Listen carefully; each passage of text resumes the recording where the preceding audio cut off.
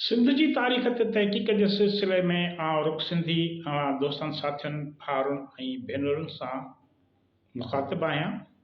मुंहिंजे तरफ़ां अव्हांखे सलाम। अॼु पाण समन जे दौर में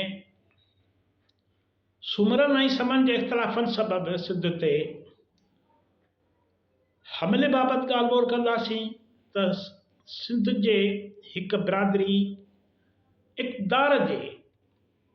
इक़्तिदार जी लालच में या इक़्तिदार जे इख़्तिलाफ़नि सबबि कीअं ॿी बिरादरीअ जे हुकूमत ते ॿाहिरियां हमिलो करायो ऐं पोइ कीअं हितां जे माण्हुनि ॿाहिरियनि हमले आवरनि खे शिकस्त ॾिनी। सूमरनि जे दौर खां पोइ सिंध में समन जो दौर शुरू थियो, समन जी हुक्मरानी शुरू थी। समन सूमरनि खां हुकूमत वरिती, इन करे सूमरा फितरी तौर ते समन जा मुखालिफ़ हुया। उन्हनि जी हुकूमत ख़िलाफ़ नंढियूं नंढियूं साज़िशूं कंदा रहिया। बिरादरियूं हुयूं त ॿई बिरादरियूं जेके हुयूं से सिंध जो मक़ामी बिरादरियूं हुयूं, मक़ामी कबीला हुया, पर इक़्तिदार जेको हूंदो आहे ॿिनि भाउरनि में बि इख़्तिलाफ़ पैदा करे विझंदो आहे। अहिड़े तरीक़े सां सूमरनि ऐं समन में इख़्तिलाफ़ थींदा रहिया। जॾहिं ॼाम बाबीनो समादौर जो हाकिम ॼाम बाबीनो इक़्तिदार ते वेठो त उन खां पोइ सूमरनि जे हिकु धुर हुन जी हुकूमत ख़तमु करण जी साज़िश सिटी। पहिरियां त अचूं था त ॼाम बाबीनो केरु हुयो। ॼाम बाबीनो समन में या सूमरनि में इहो काफ़ी वॾो मसइलो रहियो आहे त हू नाला जेके आहिनि से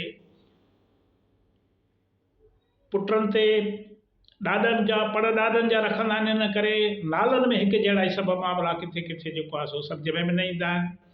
अहिड़ी तरह हीउ जेको ॼाम बाबीनो हुयो उहो सानी हुयो, हिन खां अॻु बि ॼाम बाबीनो थी गुज़रियो।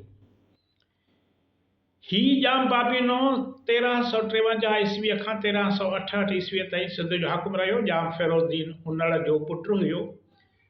हू पंहिंजे वालिद जे वफ़ात बैदि सिंध जो बादशाह बणियो। तारीख़ुनि में ॼाम बाबीने खे ॼाम ॿाभीणो ऐं ॼाम ॿाह बीणो बि सॾियो वियो आहे। माना असुल में ॼाम ॿाह बीणो माना इंतिहाई ताक़तवर माण्हू खे चवंदा हुआ ही ॿाह बीणो आहे, माना ही वॾो ताक़तवर आहे, वॾी असर सूख वारो माण्हू आहे। अहिड़े तरीक़े सां ॼाम ॿाह बीणो तारीख़ जे वर्कनि में ॼाम बाबीनो तौरु मशहूरु थियो। ॼाम बाबीने सां गॾु हिन जो चाचो ॼाम जूणो पिणु इक़्तिदार में भाॻेभाई वारो हो। संदसि तख़्त ते वेहण वक़्तु सेवाण, बखर ऐं नसरपुर में तुग़लकनि जा नाइब मुक़ररु थियल हुआ। माना सिंध जे कुझु हिसनि ते सेवाण वारे, बखर ऐं नसरपुर वारे हिसनि ते समन जी हुक्मरानी न हुई, उते तुग़लकनि जो कब्ज़ो हो। उन्हनि जा जेके नाइब या गवर्नर मुक़ररु थियल हुआ। समन हुक्मरान जो उन वक़्तु असर फ़क़ति लाड़ ताईं हुयो, लाड़ जे खिते ताईं। फ़िरोज़ तुग़लक ॼामनि खे नाकाम बणाइण लाइ ऐं सिंध खे कब्ज़े में आणण लाइ हर तरह जूं साज़िशूं सिटियूं ऐं गुजरात तोड़े मुल्तान जे नाइबनि खे हमीर सूमरे जी हर तरह सां मदद करण जो हुकुम ॾिनई। हमीर सूमरो समन जी हुकूमत जे ख़िलाफ़ु हुयो ऐं हुन जी हुकूमत जो ख़ात्मो चाहे पियो। हू तुग़लकनि खां मदद वठण जो ख़्वाहिशमंद हो। अहिड़े तरीक़े सां तुग़लकनि हमीर सूमरे खे अॻियां कयो त जीअं हमीर सूमरे खे बादशाही मिलण सां हिननि लाइ बाक़ी सिंध ते कब्ज़े जी राह हमवार थी। ॼाम बाबीणो फितरी तौरु वतन सां मुहबत कंदड़ बहादुर जवान हो ऐं मुल्की सरहदुनि में धारियनि जी मुदाख़लत बर्दाश्त न कंदड़ हाकमनि मां हुयो। इहो ई सबबु आहे जो हीउ हर वक़्तु दहलीअ जे सल्तनत जो सिंध ते असरु ख़तमु करण लाइ कोशिशूं कंदो रहियो। 1359 ईस्वीअ में फ़िरोज़ तुग़लक जे फ़ौजुनि बंगाल में ॿी मुहिम दौरान शिकस्त खाधी ऐं 6 महीननि ताईं नागपुर जे घाटनि ॿेलनि में भिटकंदा रहिया। उन्हनि खे किथे को ठिकाणो न मिलियो। इन मौक़े मां फ़ाइदो वठंदे हिन पंहिंजूं फ़ौजूं मुल्तान जे हदुनि अंदरि पहुचायूं।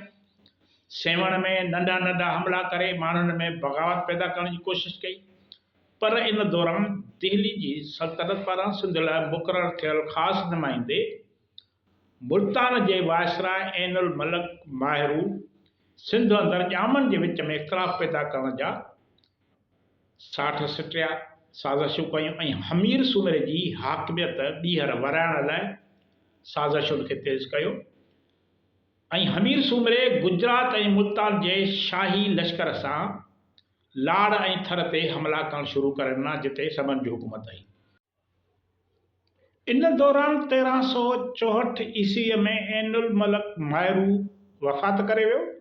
रवायतुनि मूजिबि उमरकोट जे वेझो हमीर सूमरे सां ॼाम बाबीने जी जंग लॻी जंहिंमें हमीर सूमरो क़तल थी वियो। किन रवायतुनि मूजिबि त हमीर सूमरो सिंध मां कच्छ तरफ़ भॼी वियो ऐं पोइ हू साज़िशूं करणु लॻो जंहिं बैदि समन पंहिंजे इक़्तिदार खे वधायो तोसीअ ॾिनी। हमीर जे क़तल खां पोइ फ़िरोज़ तगलुक अक्टूबर 1365 ईस्वी में ॿीहर सिंध ते फ़िरोज़ तगलुक जी सरकर्दगी हेठि 80,000 फ़ौज ऐं 500 बहरी ॿेड़नि सां हमिलो कयो। माना अक्टूबर 1365 में वरी फ़िरोज़ तगलुक ॿीहर सिंध ते हमिलो कयो ऐं समन ऐं तुग़लक जे फ़ौज विच में ख़ौफ़नाक जंग लॻी जंहिंमें सिंधी फ़ौज तुग़लकनि खे इबरतनाक सज़ा ॾिनी। समूरे बहरी अटाले खे सिंध जे फ़ौजियुनि नाश करे छॾियो। नेठि फ़िरोज़ तगलुक शिकस्त खाई गुजरात तरफ़ भॼी वियो। तुग़लक फ़ौज जे गुजरात वञण दौरान कच्छी ॿाणनि पिणु धारी फ़ौज सां मुक़ाबिला कया। हुननि खे कच्छ जे इलाइक़े में तुग़लक जी फ़ौज खे विख ते मज़ाहिमत खे मुंहुं ॾियणो पियो।